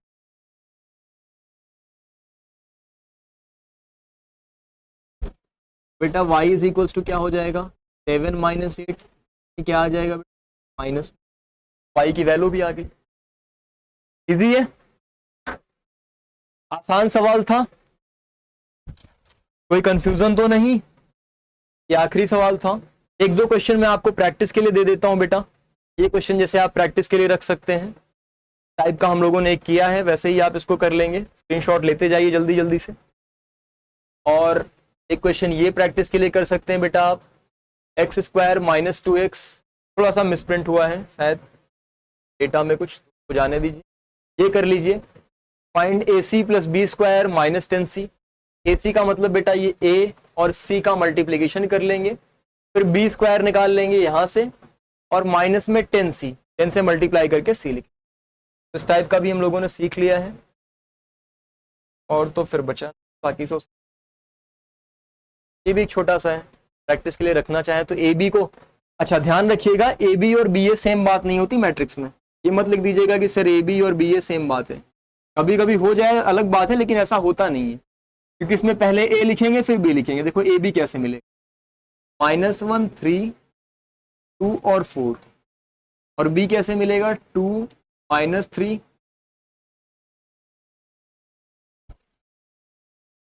-4 और -6, ठीक है। फिर बेटा बी ए निकालेंगे, जब आप बी ए निकाल रहे होंगे तो ए बी हो गया, बी ए जब आप निकाल रहे होंगे तो पहले बी लिखा जाएगा, और इससे बेटा आंसर में फर्क पड़ जाता है, कभी कभी आंसर सेम आ जाएगा, तो इसका मतलब ये नहीं होता कि हर जगह वही आंसर आएगा, तो इस तरीके से लिखा। तो आप देख रहे हैं कि दोनों सेम बात नहीं, दोनों अलग अलग बातें। नंबर्स में तो आप करते हैं बेटा 3 इंटू 4 और 4 इंटू 3, तो सर बराबर होता है, हाँ नंबर्स में होता है, मैट्रिसेस में नहीं होता बेटा। ए इंटू बी और बी इंटू ए नहीं होता बराबर, यहां पर केस अलग होता है। क्लियर बात? एक और एग्जांपल समझाता हूं, ज्यादा अच्छे समझ में आएगा। बेटा अगर मैट्रिक्स मैंने मान लो लिख दिया ए 2 बी, और मान लो मैंने लिख दिया बेटा मैट्रिक्स 1 2 3। अब मुझे बताओ क्या ए बी पॉसिबल है? सर ए का ऑर्डर तो है 1 रो 3 कॉलम, बी का ऑर्डर है सर 3 रो 1 कॉलम, आराम से पॉसिबल है सर, हम यही तो चेक करते हैं भैया। 1 इंटू 3 है सर, 3 इंटू 1 है, तो पॉसिबल तो है, पॉसिबल तो है। यहां पर ए बी भी मिल गया, और अगर बी ए निकालने जाते, अच्छा ए बी का ऑर्डर क्या आएगा बेटा? 1 इंटू 1 का आएगा, समझ गए? अब जब बी ए निकालने जाओ, बी का ऑर्डर क्या है सर? 3 इंटू 1 है। ए का ऑर्डर क्या है सर? 1 इंटू 3 है। तो बी ए निकालने जाओगे तो ऑर्डर क्या आएगा बेटा? 3 इंटू 3 का आएगा। अब आपको समझ में आ गया डिफरेंस? अब डिफरेंस समझ में आ गया? तो ऐसे चेंजेस होते हैं भैया, और सारे लोग मुझे लगता है क्लास को एंजॉय किए होंगे, समझ में आया होगा। अगर आपको कोई दिक्कत आ रही है, कुछ ऐसा लग रहा है कि सर ये चीज हमें प्रॉब्लमेटिक हो रही है, या ये कॉन्सेप्ट नहीं क्लियर हो रहा है, ऑडियो वीडियो में कोई क्लैरिटी नहीं है, या कुछ और समस्या है आपकी, तो आप उसको कमेंट सेक्शन आप ही के लिए है, आपकी अपनी ही फैमिली है, आप अपनी चीजों को जो भी दिक्कतें हैं वो बताएंगे, तभी उनको करेक्ट या रेक्टिफाई किया जा सकता है। चलिए तो क्लास आज की यहीं तक रखते हैं, अगली क्लास में मिलेंगे फिर एक नया चैप्टर के साथ, एक नया टॉपिक, एक नए कॉन्सेप्ट के साथ। Thank you so much, have a nice day. मिलते हैं अगली क्लास में, तब तक पढ़ते रहिए, लाइफ को एंजॉय करते रहिए और नई नई चीजें सीखते रहिए।